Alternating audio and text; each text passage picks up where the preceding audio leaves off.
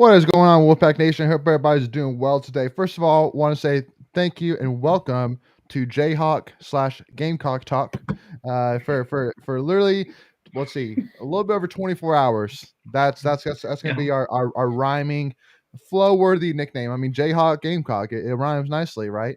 So, It does. yeah. First of all, I mean, obviously, thank you all so much again for tuning in. Really do appreciate it. Again, we will be talking things other than Jayhawk Gamecock. In fact, mostly we'll be talking about other stuff and more obviously NC State stuff. So before you roll, make sure again, if you haven't already, make sure again, just send us a comment. We want to know who's here with us, even just to say hey, or if you have any questions, thoughts about NC State current events over this past week. Obviously, a lot to talk about. So we'll go ahead and jump right into it. But actually, before though, make sure too, if you haven't already, hit that subscribe button. It's free to do, and it also too really helps support us, and also to make sure that you don't miss out whenever we release new NC State content. Give this video a like if you don't mind as well, please, and also to give us a follow, Tuffy Talk Now, if you haven't already on Twitter, Instagram. So, guys, I'm be honest with you. Last night, I was not a happy man heading to bed. I was not happy at all. I was pissed. I was very pissed. Not gonna lie to you. And I get it. I get it that there's some state fans out there that kind of have like an even dislike between Duke and UNC, but for me, it's like UNC, Duke / Vanderbilt / UCLA / all these other teams I've done us wrong over the years, and then everybody else. Yeah, and so I mean, you forgot the NCAA. Well, yeah, no, NCAA. Well, that's what I'm saying. Everybody. I know. Those are just the first couple that came to mind. But yeah, no, NCAA, yes, and everybody else. So I guess you could probably throw UConn in it, UConn women's basketball at this point into that as well. But so I mean, again, it's just like, all right, I guess we'll just jump right into it to kind of talk a little bit about that game. So one of the biggest things, honestly, really bugged me the most about that game was it just was so proof that once again that you cannot win it all with a team full of freshmen. Like last night, I literally saw there would be times where UNC would go on runs, and Duke would lose the ball, and then they would just like turn around and like jog back, and like just the effort just wasn't there, And then I think that's one of the biggest reasons why Carolina won is that they just played harder and they wanted it more. And I think that Duke honestly hung around, but just because they were that talented. But at the end of the day, I mean, just watching that game, it was just so frustrating at times, where Duke had the opportunities, but they just couldn't capitalize. And so, I mean, so let me ask you, Greg and Michael, anybody else who's tuning in with us, I mean, was the kind of oh my gosh, who is this man? Mackenzie White, go Heels, baby. Get out of here with that. Yeah. So I mean, so kind of tell me your thoughts. I know I kind of talked a little bit there in terms of how I felt last night, but obviously I'm not the only one on here. So go ahead, Michael. You can go first. Yeah, so I'm in the same boat as you. It was so hard to watch that game, but and just not the fact that besides the fact that it was just Duke and Carolina, it was like that was Coach K's last game. And I just hate that it had to be Carolina to win the game to knock him out because I just saw everybody talking about like everyone was on UNC side there. It was like tonight everyone's a Tar Heel. It's like, oh, that's so hard to say. It's like I wish I could have enjoyed Coach K's last game a little more, despite the fact that it was UNC winning. But well, and also too, again, Greg, one other thing I want to add to as well is, I mean, if you're a Duke fan right now, man, last night really was, for lack of better words, embarrassing. I mean, because literally, and somebody said it that now UNC honestly has the ultimate bragging rights over Duke forever and ever throughout the remainder of time. That literally the first game that Coach K ever lost, the last home game for Coach K, and the last game ever for Coach K was all losses to Carolina, all of them. Yeah. That's going to be one that you'll never get back, obviously. And just the fact that you had, like, to your point, like you could have said, okay, well, he lost his first game, he lost his last home game, but we got the Final Four. And I think that would have probably trumped them all. But no, they didn't have it. They shot. First of all, I hate these basketball games and like these domes and these big arenas. Yeah, It makes for not great shooting usually, and the camera angles. And I saw I saw a tweet from Joe over here. Said he was pointing where he was at from Media Row, and he was basically out on Bourbon Street where he was reporting from. There's no way he saw the action from where he was sitting at. So getting past all of that, to your point, Duke had its chances, but they lost the game at the foul line. I mean, they had multiple opportunities. They shot more foul shots. Freshmen in the big limelight just didn't hit their free throws at the end of the game, and that was really ultimately the difference. Yeah, no, absolutely. And again, too, and I see your point as well in terms of the dome thing, because one of the things honestly really bugs me as well. What I always hate seeing is how the bench is lower than the court. That always bugs me too. I don't know why. It just doesn't seem like it's not normal. You know what I mean? It's not like there's only 2 arenas actually in college basketball that still does that. Vanderbilt is one. Vanderbilt, Vanderbilt, and I believe it's like I want to say it's like Purdue or Butler, one of those teams up in Indiana. Yeah, Purdue. It's gotta be Purdue, right. I think. Yeah. But anyway, but I agree. That's just a weird dynamic. I was expecting for a coach to fall off. Yeah, I know. Not that I want that, but it seems very dangerous. But the only thing is that with the raised courts, it's like when you see that, it's basically the Final Four. Like besides the 2 schools you mentioned, if there's a raised court, it's a big game. Final Four. Yeah. What was it? There was something else I was gonna say. Oh, about the shooting in the arena or in the stadiums. Like it didn't seem to affect Kansas last night. They looked good. Yeah, they shot well.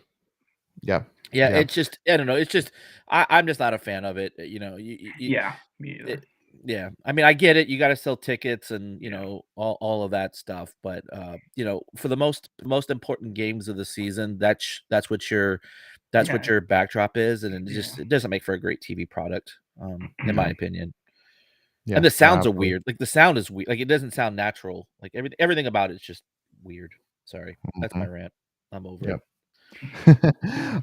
So I mean, obviously, again, we'll move off of that eventually, but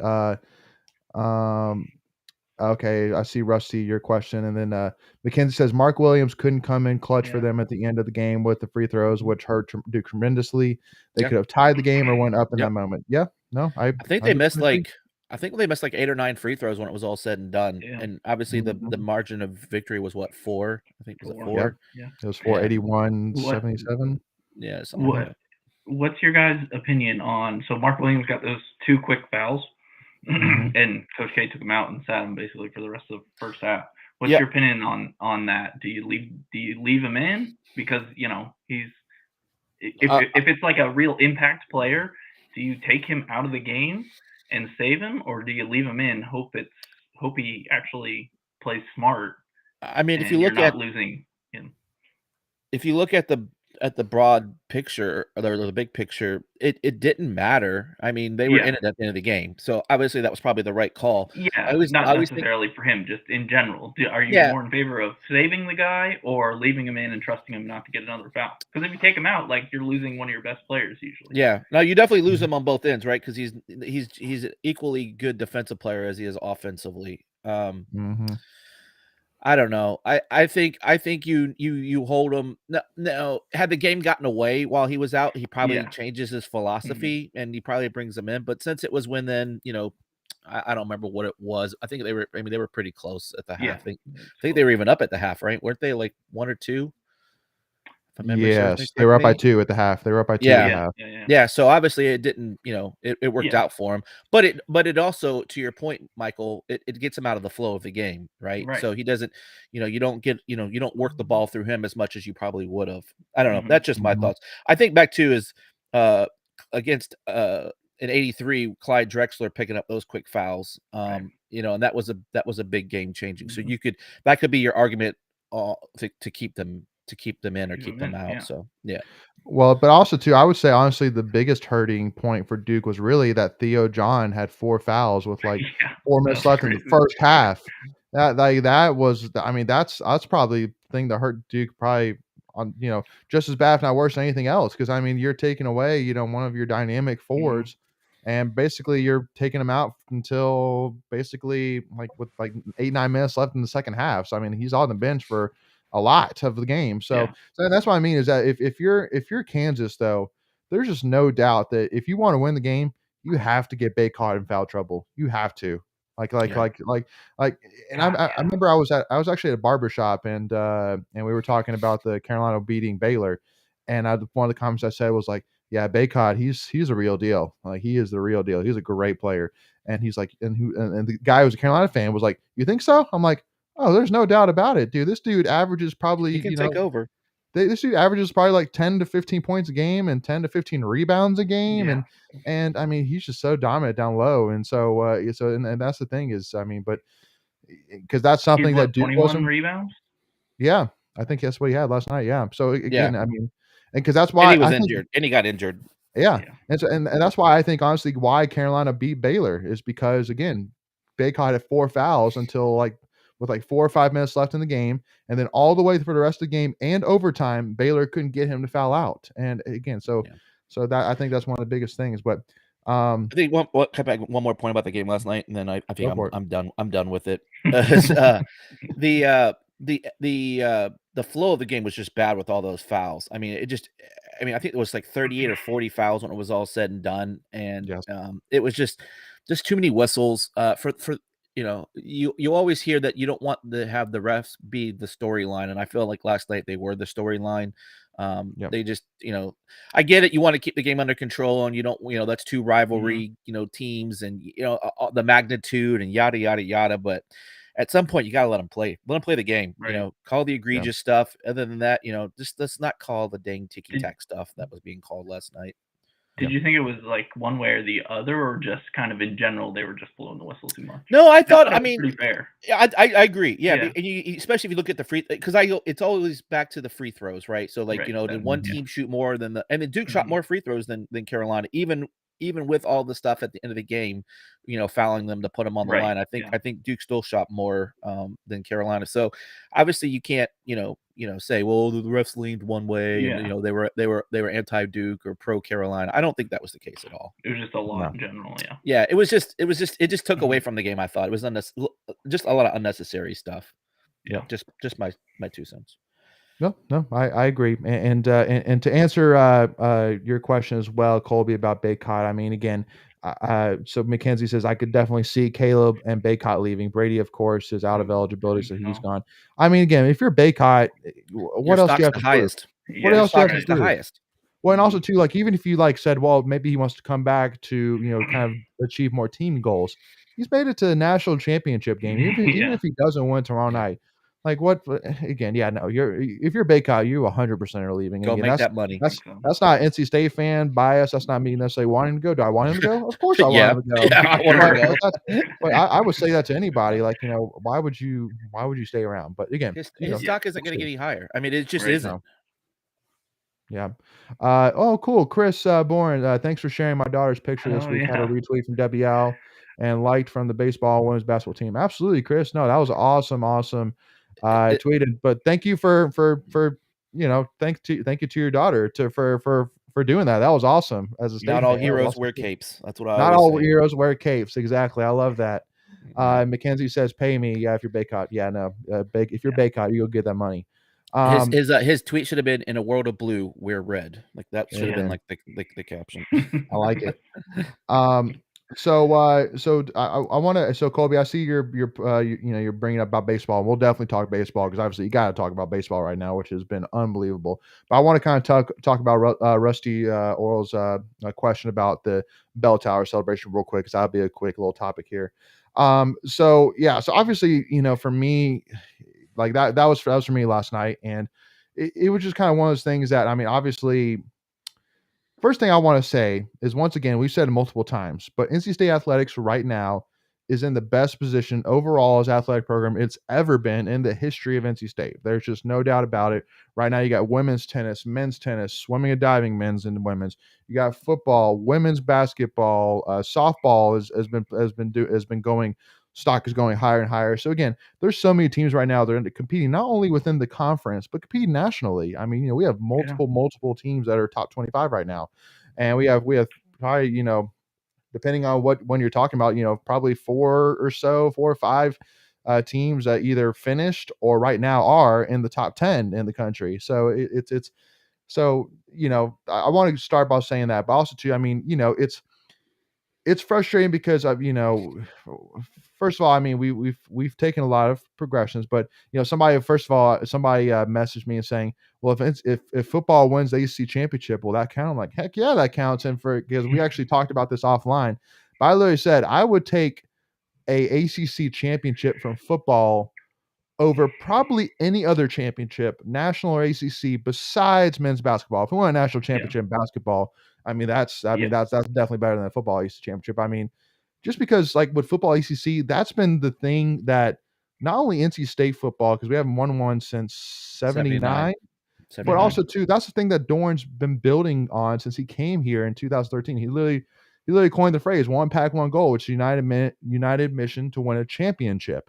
And I mean, yeah, national championship, sure, but primarily an ACC championship. So it's like that'd be like the creme de la creme. Like all of this is to this point. Like and so so I mean, again, basically my point on, again, Greg and Mike, I'll let you elaborate on them a little more, but just I just want to have those celebrations as well. I mean, again, at the end of the day, when I say that I'm not happy that Carolina won it, I mean, it's not about the team. I mean, at the end of the day, hey, the UNC team, they were the better team. They played well. They won their fair and square. Like, hats off to them. So I want that same thing. I want our team, achieving these huge victories. I want to go celebrate and, have a drink to celebrate. So, but we're there. We're very close with a lot of different teams. We're very close. That's what I'm saying. Like, we're right there.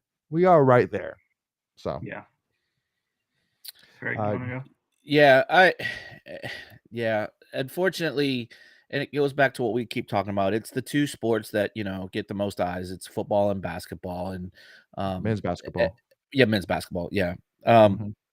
And they're not the only teams that should be celebrated, obviously. And I do love the bell tower tradition of lighting it red after big wins, or whether it's a conference win or a championship or whatever. But we need to light it more. I mean, that's us as fans, we should be selfish and want the best for our teams and our athletes, our coaches, and our administration. And I I want to at least light it red once once a, I guess, what is it, a season, I guess, right? Whether it's a spring team or a fall team or a winter team, I want to see us getting a championship in any of those sports in any of those seasons. And we have the ability to do it. It's just about putting it together and at the right time and making it happen. And we're on the cusp of that in multiple sports, and it'll come. We just gotta be patient.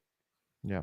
And because one thing is, well, that I want to mention though too, Michael, is I mean, obviously, like women's basketball, we just won an ACC championship, 2 of them basically. But I guess my thing with women's basketball is just like, we're so dominant right now at this point where it's almost like, yeah, I mean, I mean, it's kind of crazy to think about that. Literally, it's like, it's almost like, yeah, we won an ACC championship because, I mean, again, right now it's just literally us and Louisville and Notre Dame, kind of, and then everybody else, So it's like, it's basically who's going to win it, either Louisville or NC State, and that's how it's been over the last couple of years. And but hey, I mean that. With that being said, I mean UNC and Duke and Notre Dame obviously are picking back up, so hopefully it'll mean a little bit more here, over the next year or two. But that. So I wanted to preface that as well for anybody saying, "Well, women's basketball just won one." I'm like, well, yeah, but so. Well, that goes back to what I was saying. Like, once every sports season, whether like as a fall team or winter team or whatever, and that should be our goal: is one team a quarter wins a championship. Sure. Whether ACC or national championship. Look at the women cross country; they won a national championship in the fall season, and we got some teams now that are competing in the spring that have that opportunity. And Michael, I apologize for cutting you off. No, you're good. So the thing is, like with football and men's basketball, we've seen the success in all the other sports. It's like and obviously football is in a good spot right now, I guess specifically more for men's basketball. What what can we take, and why can't we do the things that are, I don't know if it's just not transferable, but it's like, what are we doing that's successful in all the other sports, and why can't But we not do men's that into basketball. our most like Mhm. storied and historical sport that we have the most national success in? And it's just, I Mhm. don't know, it's just confusing. Yeah. Well, and because one like somebody put out a tweet out there basically saying like, you have UNC who literally in his first year has made it to a national championship game, and then you got us who we have a coach that just signed a contract extension, which was basically kind of like, fishy behind the scenes. After having, but record wise, our worst season in the history of NC State basketball. So it's like Yeah. you're literally at two opposite ends of the spectrum right now. Like, and that's kind of one of my biggest frustrations. But again, I mean, I immediately draw that back and say, well, we got all these other things going great for us, so it's hard to be too upset about it. But, so that's really kind of my, issue with it. But, and because one other thing too, Greg, I mean, I want to mention you mentioned the cross country win national championship. I could probably argue saying that I don't think honestly that guy's as much attention as it should have. Even No. still, I mean, like again, That was our first team national that championship was our besides the third two ever. basketball. That was our Yeah. third ever national championship for any sport Yep. in NC State history. So again, I mean, that was a huge, huge achievement for that program. So, but Yeah. anyway, though, so yeah. I would say, I'm like, going back to the football thing that you were talking about, Leighton, that in ACC championship in football, for me, like for me personally, I played football in high school. That was the only sport I played. So like I love football more than any other sport, just in general. So Mhm, that would mean a lot to me. But mhm. men's basketball, it's like that's what the That's the bread and triangle butter is of all NC about. State. Yeah. And Mhm, Duke and Carolina. So it's like, football is yeah. great, but men's basketball is what we need to be, where Mhm. we need to, you know, Well, it needs that's to the be only right thing that there, needs right there. fixing right now. Yeah. And I, It shouldn't be football competing for ACC championship and then NC State just begging to be 500 in men's basketball. But Yeah. go Yeah. ahead, Greg. I know you're trying to talk. Go ahead. no, you're good. No, you're good. I was just gonna say, and I say this all the time, and it's not a knock on any of the sports, but like let's be real, basketball is the easiest sport to win a national championship in. If unless you're talking about an individual, like in golf or Yeah. wrestling or something like that, swimming. Right. But as far as a team sport, basketball is the easiest sport to win a national championship in. You only need 3 to 4 guys that can get you there. Mhm. You look at Carolina, they're not running that deep. Nope. They Yeah. but they got 3 guys mostly. You can probably maybe you can say 4, but 3 really solid guys, and then they've got a couple of bench guys that you can steal some minutes for. So Mhm.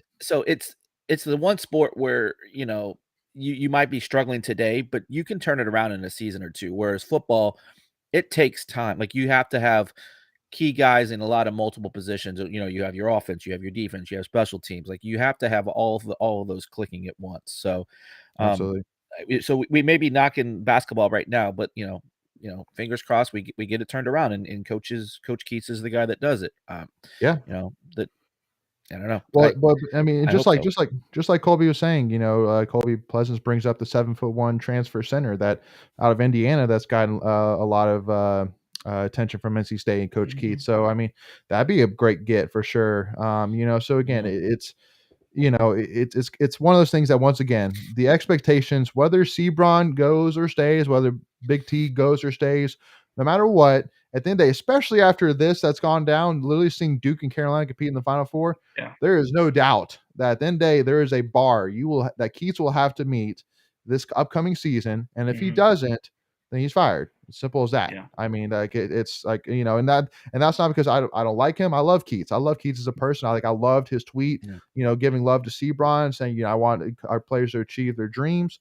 Absolutely. I love it. I love Keys' team. Again, it's not personal, but at the end of the day, for anybody who's a State fan, you're panicking a little bit right now, seeing what you saw last night. I Simple get as that. Yeah. two. So I get two thoughts. If go for it. Sebron is the one that gets drafted, that'll be the first one that gets drafted during Keats's era here at State. So that's one. So that should tell something. Like we need For to do a sure. better job, obviously. And then the second, we're not LSU. Like Oh as God. as Woo! as much as Oh, people want to say geez how much Louise. we're in shambles, We're not LSU. And for everyone that was screaming for Will Wade before we hired Keats, where are you at now? Yeah, no kidding. So Greg, give a rundown real quick. So basically, all 11 scholarship players transferred out, so they have no scholarship players on roster right now. Yeah, and that was a team that was, I believe, a 6 seed in this NCAA tournament. 6 or 8. I can't remember which. I'm sorry, 6. I don't have it in front of me. Yeah, I think they were 6. So, so they fired Will Wade for a bunch of infractions, and this is I think like the second wave of infractions that, if I'm not mistaken, I think he was under some scrutiny about a year or two ago, and I think he beat that stuff, or it's still going through the process, and then I just think uncovered it all some more. got lumped together. Yeah. I just know there's a bunch there. Like I think there's like 6 or 7 major infractions that he's looking at. It was like Will Wade like directly texting with recruits about like paying them money. Yeah. It was not a good look. It reminded me of what was it, Blue Chips back in the day with oh yeah. Do you guys ever see that movie Blue? I'm dating myself. I'm really old. But I know what you're talking about. Yeah, but yeah, it's bad. So again, we're not LSU, so we'll get through this. You know, and if he's the right guy, if Coach Keats is the right guy, he's the right guy. If not, then I'm sure Boo will get someone in there that can do the job. But it's we got to let the process play through. Yeah. Exactly. And you know, seeing the success in all the other sports makes me more hopeful. You know, it shows that, you know, NC State's not cursed. It's like we can do it in all the other sports. Like you can win in Raleigh, and it just takes the right coach and the right support staff. So that makes me more hopeful, which I know probably for some people it may make them more disappointed, but more frustrated, right? Because we're not doing it right now. Yeah. Well, and again, you know, and I want to say one more thing about, you know, men's basketball before we move on, because definitely got to talk baseball and softball for sure. So Jesse says if he thinks if men's basketball doesn't make the NCAA tournament, Kevin Keats needs to go. I mean, there's no doubt about it. He has to at least make it to the tournament. But I'm saying honestly that without thinking too much about it, there's other things I need as well besides him just making it to the tournament. You know, guys. It's not that easy. It's just not that easy of a situation and a statement though. Like it really isn't. Like I agree with that, with Jesse's thought, but it's not as simple as if he doesn't make it, he's gone. Like there's lots of money that needs to be pulled if he doesn't. You know, we're talking. We need about $10 to $15 million to get rid of Keats next year. And that's when I say that is to pay his buyout again, unless he negotiates something. There's always that, and then to hire the next guy. You're looking at 10 to 15 million. Well, and because again, the other thing which I say as well is that because I could argue honestly that the money you're going to pay Keats is nothing compared to the money the athletics program will lose.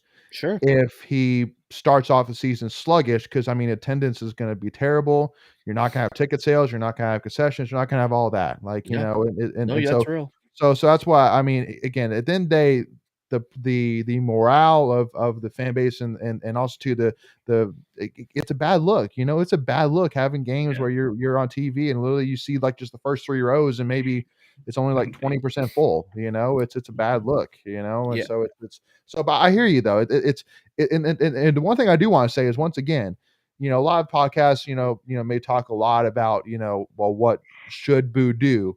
Well, I mean, we'll definitely be the first one to say, I mean, we don't know Boo. I mean, you know, but then at the end of the day, you know, that's why we pay him the big bucks is to make these decisions. And I know there's no doubt about it that he's had this conversation with Keats. Keats knows what he has to do between now and, you know, the end of next year, whatever the time limit is. He knows what he has to do and how long he has to do it. Like he knows it. So, you know, and because I mean, there's no doubt that Boo has noticed it, even though, again, a lot of State fans give Boo crap because he's not the most vocal athletic director. And keep in mind, obviously, that we were obviously very lucky with spoiled with Debbie Al. That he cares though.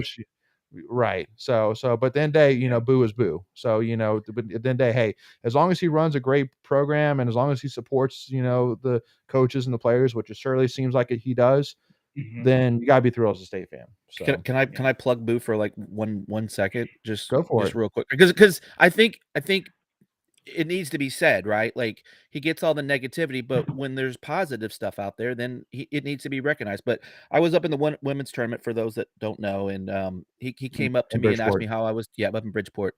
I ran into him on an elevator at the hotel, and he asked me how I was doing, and he had about a 2 or 3 minute conversation with me. It was just checking on me and see how I'm doing, and so that's a person that cares both, for his fans, his fan base, and for his team. So I just wanted to put that out there that I won't say anything negative about it. He didn't have to go out of his way to acknowledge me or anything like that. So he does care for anyone that says, well, all those naysayers out there. But anyway, Right. I just wanted to share that. Absolutely. Absolutely. Yeah, and I mean, I guess we do need to mention too, real quick, about one other thing about men's basketball, which is the Yeah, hiring that's a of good Levi point. Watkins Yeah, that's a good as Almost point. forgot that. coach. Yeah, I know. Yeah. Well, it's kind of like for me where it's like, okay, I mean, that's great. Now, what are you gonna do with it? It's like, Yeah. that's kind of like how my reaction was. But I mean, yeah, I mean, is it a great thing that we've hired a former state basketball player? Absolutely. I think that's something that Keats needed to do. To First really, time in a while. yeah, no, absolutely. It's great to finally have some NC State blood. I think first, honestly, probably since Sidney Lowe, I honestly, think so was too. head coach. So Yeah. that we've had a men's former state alumni on the bench. So Yeah, unless you want to Yeah. count Sam At least, Hunt, which I don't really yeah, I was count. gonna say in a prominent role. Sam Yeah. Hunt was there, but Yeah. yeah. Yeah. yeah, that was yeah. So I mean, but yeah, I mean, if we're gonna give facts, we need to make sure that we're giving them right. But yeah, absolutely. I think it's great. Someone that's been there, done that, can be a great recruiter. Is taking Yeah. classes at state. He can, I mean, he can tell a recruit what they can expect in their daily lives. Right. Mhm. Until you've walked in someone's shoes, it's not so easy just to say, oh, it's all roses here. Like, Yeah. I think he'll give it to them honest. He'll be a good ambassador first and foremost, and then hopefully he does great with X's and O's. And he's someone that's worked his way up. It's not just something like that. He's not getting a token job because he checks the box with a Right. state alumni on there. Like, he's paid his dues. He's coached at Buffalo and Ole Yep. Miss, and Mhm. he's coaching our Bobby Hurley, who's had some good success in Power 5 out in Arizona State recently. So I think it's a great hire. It's a win-win, and nothing else. It's a goodwill gesture, like we talked about offline. Yep. Yeah, absolutely. Yeah. I think it was a great hire by Keats. I think a lot of fans appreciate that, bringing, an NC State alumni, and he's very, like we said, very well qualified. I think I saw he, in his first or second year at Ole Miss, they had a top 20 recruiting class, which is pretty good for Ole Miss basketball. Yeah. So It's not bad. Yeah. Yeah, no, absolutely. So again, I mean, definitely, again, that's a great step in the right direction here, is starting off this off season, but definitely got to keep this thing yeah, rolling here. One of many steps, like you're saying. yeah, Exactly. We need many steps, but that's a great first step. yeah. So, Yeah. um, all right. So now we gotta jump over to baseball. I mean, because I mean, obviously that's the Oh, yeah. highlight first. So need to talk about them. Obviously, first thing I want to say once again is I'm starting to see some really great things from this team. I'm starting to first of all see some really great pitching. The bullpen has really come alive. Oh, yeah. Over these last week and a half or so. And specifically, obviously ECU. I mean, ECU is a great team, especially playing at their house, and to literally not give up a single run to ECU, very impressive for That sure. catch was great. Wasn't that catch great? Well, By Devontae? he had basically two A of them in couple, one right? inning. Yeah. One that was like highlighted, yes, because it was Yeah. definitely a little bit better. But yeah, Yeah. two He had basically 2. run robbing Yep. catches. So Yep. yeah, so again, but also too again. But the other thing I like as well, and again, I'll let you, Greg, first add your kind of thoughts, and then Mike, I'll let you follow after. But the other thing I love as well is that we literally got basically punched in the mouth on Friday and lost 14-3. Came right back and 2 games in a row beat them 5-2 and then 9-7. So because not saying that it's at the same level, but like last year with Arkansas, we got slapped in the mouth really really hard the first game, Yeah. losing like 23-7 or something like that. We just got like smoked, and then we battled back and then won 2 games in a row to go to the College World Series. Well, so it's like it's great to see that. Obviously, we didn't play Arkansas this weekend, but we got punched in the mouth early by an opponent, by a solid opponent on the road, and we were able to find a way to get back into it and take the series. And I mean, that's huge. I think that says a lot. So, so Greg, I mean, anything else that impressed you that I haven't mentioned yet? Yeah, you wanna so add on? great hitting by Souls this weekend. He was tearing Oh it my up. gosh. What Gino Go yeah. ahead, sorry. Well, Yeah, I was no, gonna I say, was like, that dude's earned himself a starting role for sure. Yeah, yeah. I mean, so that's kind of worked its way out because we that was one of the positions where we had to take a wait and see approach. Yeah. And so I think that's like you said. I think that's a solidified position Mhm. at least for now. Yes. Uh, Pitching has been great. The bullpen, Villeman went and did his thing this weekend. Got some, got a couple of long saves. The one thing that still concerns me is the errors. Again, this is still a young team. We're still too many errors, and that's gonna really bite us. I mean, it's already bit us a little bit, but come postseason time because that's where we're aiming for. Yeah. We have to cut down on that. Just Mhm. some way, form, or fashion. We have to cut down on the errors, but the man pitching's been really good, and we're hitting the ball. So hey, let's keep going. That's 2 ACC series in a row, plus a midweek win. We're one out, I believe, in the on the win column in the Atlantic Division. Mhm. We've played a couple more games than Louisville and Notre Dame, but and we still have a series against Louisville coming up. So Yeah. we're putting ourselves in a good position to make a run. That's for sure. As we're getting almost, I think we're just about the halfway point of the season. Um, Yep. Yep. so still Michael? got plenty of time. Mhm. Yeah. No, I mean, don't have much to add. Like you were saying, bullpen's been great. I feel like the team. The first couple games, it just felt like they were just much more talented than the other teams, and then we started playing a little tougher competition and kind of ran into some adversity. And now that we're getting into the meat of the ACC play, it seems to be clicking a little better. So it's good to Mhm. see. Yep. And for those also too don't know, so basically upcoming here we have a hopefully revenge game against Campbell Tuesday night at 6 p.m. at the Doak, and then we play another road series against Virginia Tech next Yeah. weekend. So definitely again another challenge. But yeah, I mean one of the things I wanted to mention though. So first of all, again, I mentioned the pitching. So I mean I could list multiple pitchers here that have been really impressive. I mean, obviously, gotta start with Chris Villeman. Chris Villeman has been like Oh yeah. he's been the stud closer for sure. Probably one of the best closers, honestly, in college baseball right now, honestly.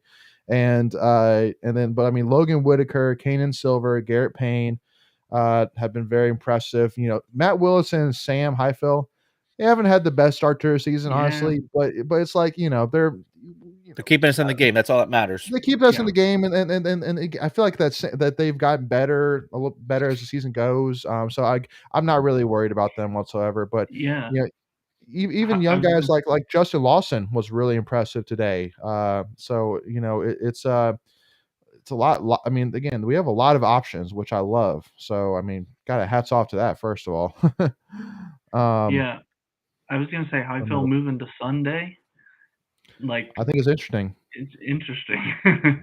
Less Yeah. Yeah. pressure, I think. Just take Yeah. some of the pressure off of them. I think, Mhm. just sometimes that we've talked about it. Baseball is one of those weird sports where it's 90% mental. You know what I mean? Like Mhm. Right. it's a Yeah. grind, and so I think that's a good savvy move by Coach Avent. Just like, hey, Switch you're it doing up. fine. We're just gonna Mhm. shake this up a little bit. You're still playing. You know what I mean? It's not Mhm. like he's not, it's not Yeah. like he's sitting on the Right. bench.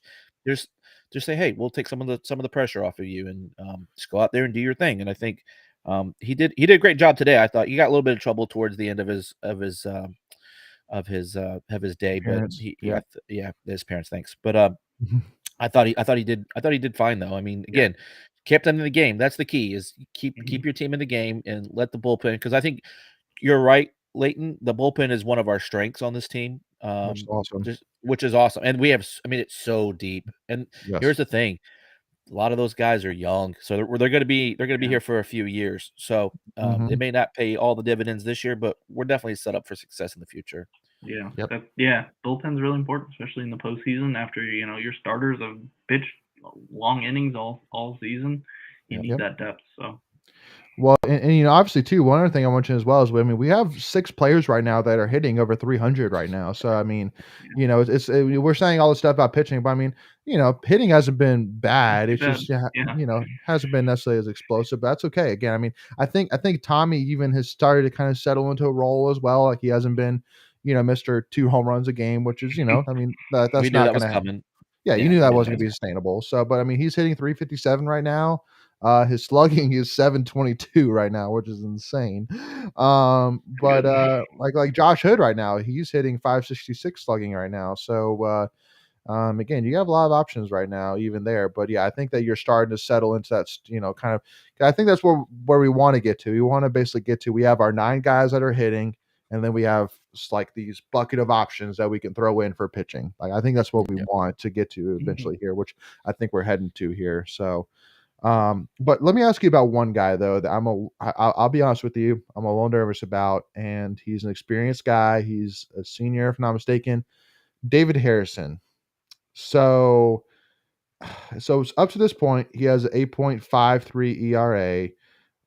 He's pitched 19 innings so far. So I don't know. I'm I get it. I get why, even and Chrysler want to use him because he is one of our experienced arms. He's played a lot of baseball for NC State. So he's a guy that I feel like that we want to rely on, especially later in the season.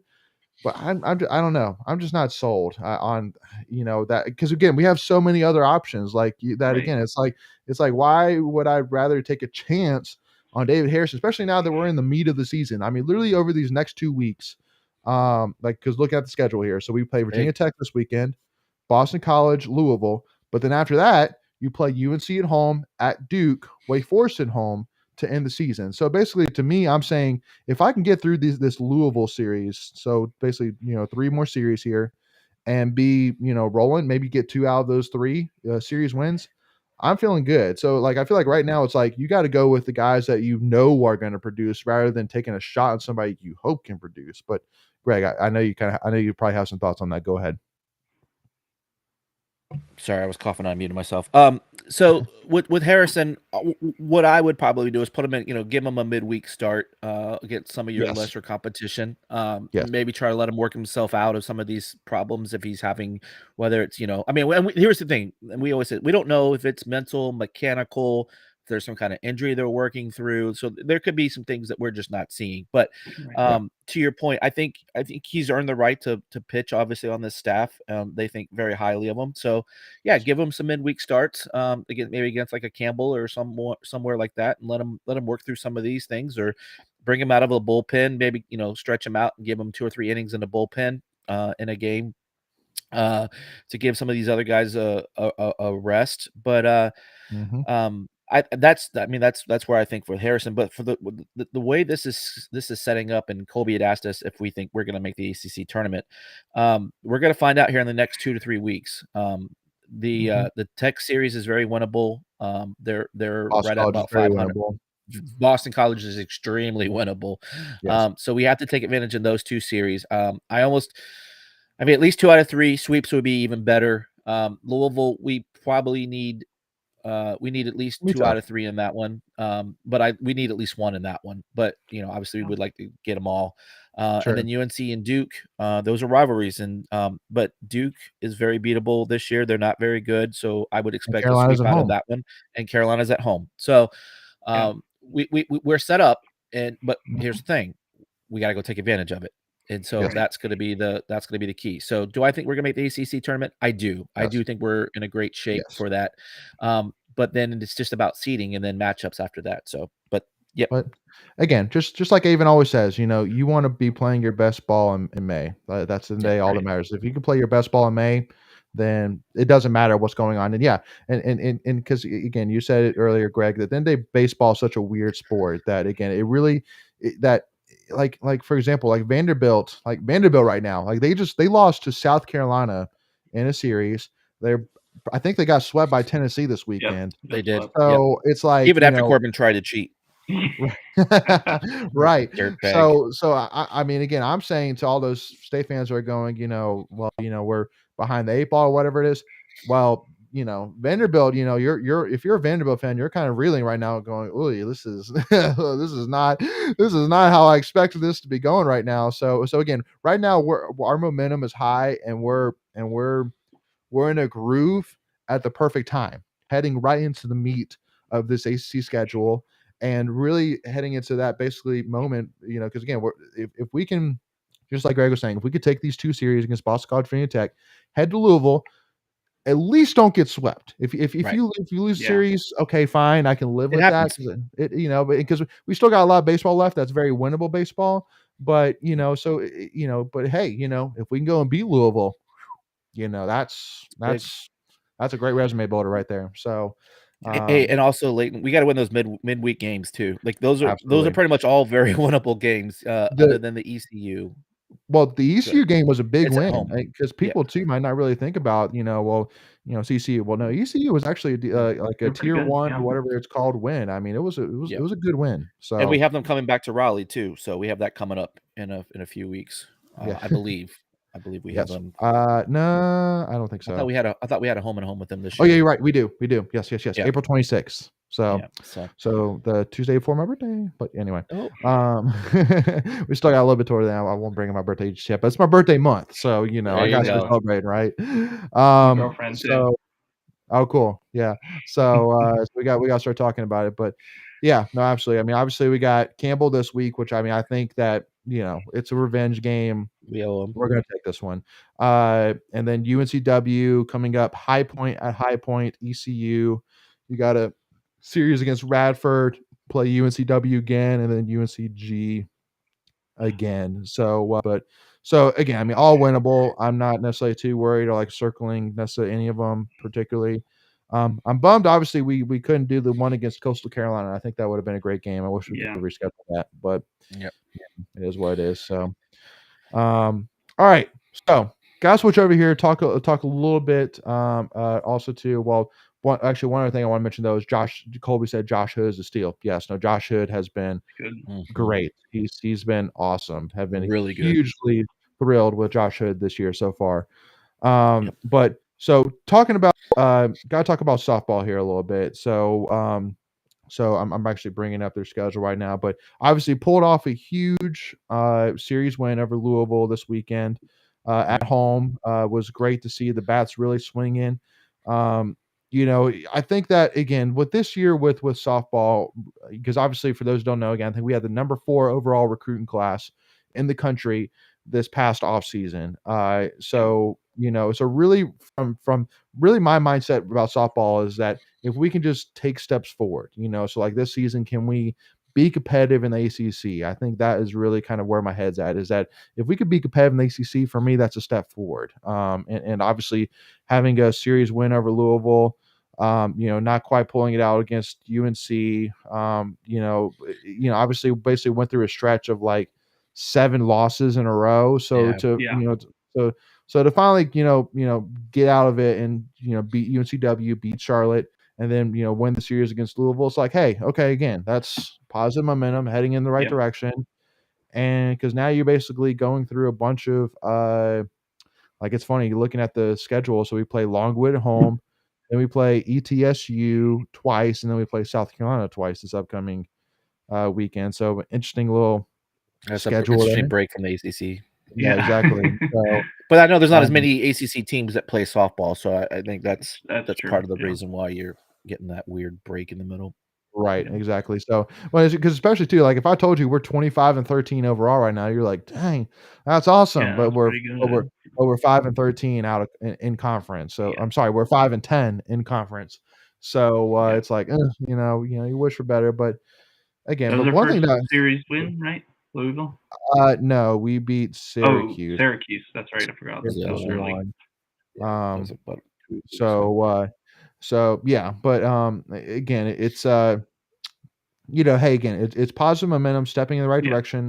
Hey, if we can take this, again, just like with baseball, if we can, use this and hopefully as a, we're clicking now and ride it for the rest of the season, then great, awesome, and and especially too, one thing I want to mention too as well is, man, I love. I think we got some new uniforms this year. Like the ones today I saw, we wore They were sweet. the clean all white. I was like, woo, man, those are sweet. I love them. I like it. I like it a lot. So hats off to them. So Greg, Michael, anything else you want to mention about softball before we move on here?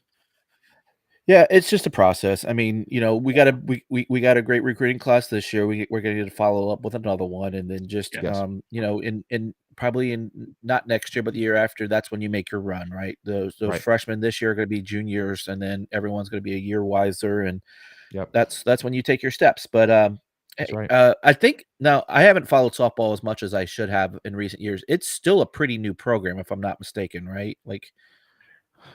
In relativity, yeah, it's the biggest thing, honestly, which I would say is that Coach Swift, the head coach, is young. I mean, it's I think she's still very early in her career, so it's kind of like, but because I really for softball, I mean, there's only really been a couple of years, like for example, where we've made it to I think a super regional. So, but we've never made it to the College World Series, right, or the women's College World Series. That's when we started. That's when we started softball. Okay. Okay. So it is relatively young program. So you're right on that, Greg. Yeah. So where I was going with that is, it takes you, your first coach that you hire for that is basically a sacrificial lamb, if you will, just to get it started. And then this coach with Coach Swift, which by all accounts that I've followed her, like you said, very well regarded. And so this is now where you start putting it all together. And like, I think we're going to be fine. We just got to keep getting those recruiting classes. And obviously you do that by winning. So, all these things that we're doing is the build up to great success here in the very near future. Yep. So talking a little bit here, I got to talk about women's tennis. Obviously, was a disappointing weekend for the most part. I think we had a lot of expectations heading into it. But I mean, I say disappointing, but I mean so for those who don't know, Team Duke lost 3 games to 4. We lost, and then we faced number 1 UNC, lost 3 games to 4. So again, both close losses. Yeah. So I mean, it's but believe it or not, again, we've only had 3 losses. 2 of them were this weekend, and then the other one was to Carolina when we faced them back on February 13th. But we lost 1 game to 4, so it's like progress. I mean, if you're gonna like kind of compare, apples to orange, apples to apples here. But so I mean, we're still 19-3 overall, 7-2 in conference. I mean, we were number 2 in the country, so we'll probably drop down to 5 or 6, something like that, but not much. I mean, we're probably probably not even that much. Losses, yeah. Well, so it's like so. Yeah, so I mean, we're still feeling great. We only have 4 matches left. At Virginia Tech, at Virginia, Louisville, and Notre Dame at home, and then it's the ACC tournament on April 20th to the 24th. So I don't think much reason to worry here, gentlemen. Would you agree? No, I mean, you want to obviously beat Carolina, but they're ranked higher than you, so it's not like the sky is falling if you lose to them. Duke would probably be the major disappointment, but I mean 4-3, you're right there. A shot here or there probably changes that. So yeah, they'll be fine. Absolutely. And Ted Carreras, I mean, so for those who don't know, Tommy Gant, a former NC State wrestler, completed in the a tournament for I can't remember if it's Wolfpack RTC or something like that, but it basically competed in tournament and took second at the tournament this past weekend. So hats off, Tommy. Love Tommy. We love Tommy. We've had him on multiple times. He's awesome, and so hugely proud to support him. His journey after NC State, obviously, and then. In-game Alpha says, if NCSU beats UConn in football and UConn wins tonight by transitive property, 2022 women's national champs. I mean, I like that math, but yeah, I wasn't very good in math in high school, but if he says it, then I'll go with it. Yeah. They are losing 13-2 right now at the first TV timeout. South Carolina's up 13-2. Yeah. Holy smokes! I love it. Go Cox! For those who don't know, again for tonight, what is their symbol? I know they have like a. Oh, is that what they do? Yeah, right. Oh, that's stupid. It's like hang loose. You should have done like a claw or something. I don't know. It's a spur. It's supposed to be a spur. All right, So, whatever. hey, Greg. We still have the best one. Well, but I saw UConn does it. UConn does that. What? Have you seen that? No. Hey, I think Come so. on. Get out I of think here. so.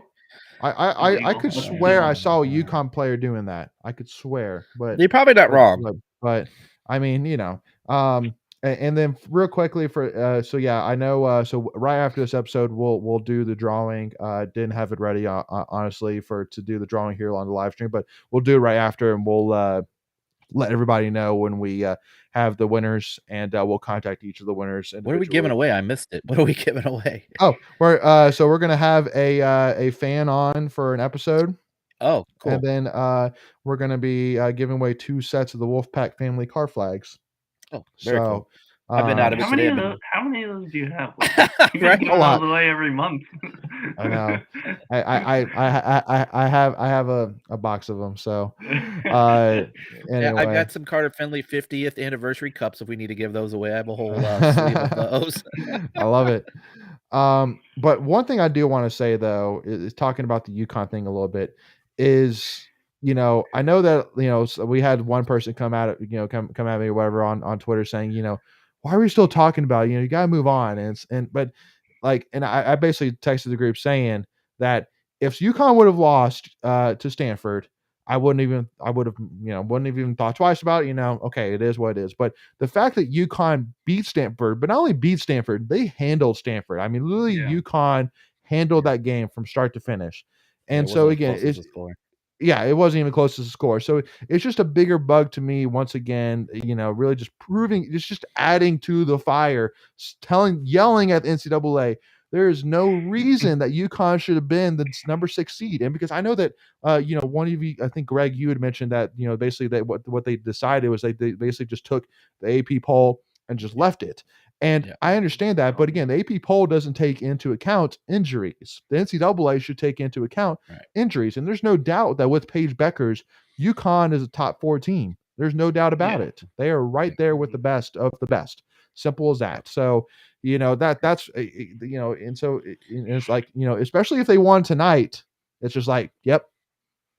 There's no excuse. It should have been UConn versus South Carolina in the Final Four. It should have been us versus Stanford in the Final Four. That's what it should have been. But of course, ESPN has their reasons, and so they wanted UConn to face Stanford, and that way they could have UConn versus South Carolina in the national championship. So yeah, I mean it's a perfect showcase of a matchup tonight. I get it. So exactly that's what everybody was hoping for. Exactly. Well, that's what ESPN wanted because they were like, "Oh, money." So money. But although if it's a blowout, nobody's gonna be watching. That's true. That's true. But I would be shocked. I'd be shocked if UConn doesn't pull it back a little bit. Yeah.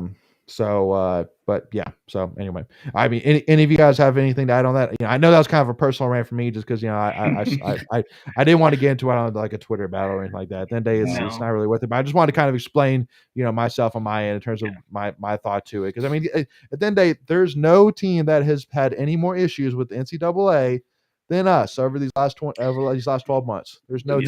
There's folks out there that have no allegiance to NC State and have said this very same thing on Twitter and all of that. So it's not a conspiracy theory amongst the NC State fan base. It's literally factual. I've seen folks with I don't remember the author, but it's definitely out there. He writes for the USA Today, and he specifically said that very same thing. So it's not us being rabid, crazy fans, even though we are. There are factual things to back that up. Absolutely.